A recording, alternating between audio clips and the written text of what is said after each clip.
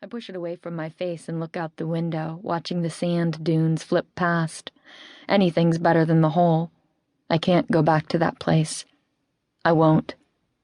Now we rely on Sutton's underground resistance members to shelter, feed, and hide us. On occasions like this, we might almost get a break from living like animals if we can determine whether a possible safe house is actually safe. But even if this safe house turns out to be useful, we can never let our guard down, get too comfortable.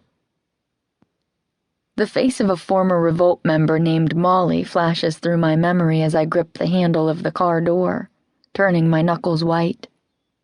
At 19, and only a year older than me, Molly survived being branded orange and living in the hole for 2 years on her own, only to be murdered in a safe house that wasn't secure. When one of her friends found us, he told us she had failed to clear one closet in the house, the only time she'd ever missed one, and was promptly shot by a guard hiding inside. So despite riding in a car with beautiful and soft upholstery, snuggling up to Cole, I cannot become complacent. Complacency can get you killed. I exhale, letting my thoughts drift away as I examine Cole's newly buzzed head, glistening from sweat. Just last night, he asked me to chop off his long, dark, greasy hair grown out of control without the aid of a razor. Now, he looks like the Cole I met on my first day in the hole, minus the spotless uniform and bossy attitude. But he's still just as intense.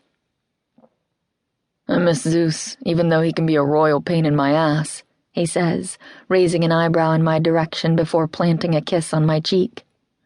How can you say that about Zeus? He was protecting me. I miss him, but it'll be good for us to be alone without any interruptions, don't you think? Cole chuckles and squeezes my leg again, quickly taking a moment to look me over. What's so funny? I just pictured him sitting next to our bed, resting his head on the mattress, with his head cocked, staring at us. He leans back into his seat with that mouth-watering dimple dented in his cheek. I feel my face warm. My mind replays the night before, when Zeus interrupted us by licking Cole's back in the middle of a highly charged makeout session. Yes, time alone will be good. I laugh to myself. I give Cole a coy smile, but he doesn't notice. He's turned his attention back to the road. After a check of the rearview mirror, his lips seal into a thin line. He squints to get a better look and tightens his grip on the steering wheel. Damn it. His body tenses. We've got company. The hair on my neck rises. What? I glance behind us. A fast-moving, sleek black vehicle trails a mile or so behind. One day I'll learn to trust my instincts. I knew this was too good to last. I flip back around and face Cole. I'm gonna grab the guns. I can feel my heart begin galloping as adrenaline starts to pour into my veins. Yeah, we're gonna need 'em, he says. I pull out his Glock and my Sig Sauer P229 compact that one of the resistance members gave me. Sweat trickles down my back as I place the guns on my lap and wipe my clammy hands on my pants. Hold tight. Don't shoot till I say. His voice is low and calm, but his rigid posture tells me he is just as nervous as me. Fear makes us better fighters, Keegan used to say. Get ready. He checks the rear view again. Cole slams the gas pedal into the floor. My head jerks back, hitting the headrest.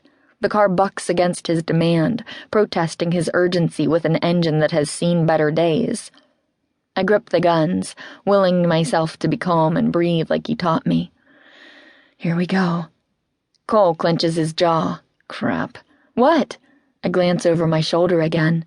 They're gaining on us. He unbuckles his seatbelt. The speedometer ticks up past 80, but it feels like we're moving at a snail's pace compared to the approaching car. I shake my head.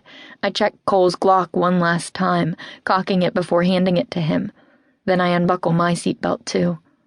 Cole raises an eyebrow at me, and I nod while pushing the seatbelt off to my right. Let's do this, I say. Remember, shoot to kill, don't hesitate, not even for a second. Got it. I scan my own hand, wrapped around my two-toned silver and black Sig. I double-check the extra magazines I have strapped around my waist. It amazes me that just before he died, Keegan showed me how to use a gun. Now he's gone, and handling guns feels like second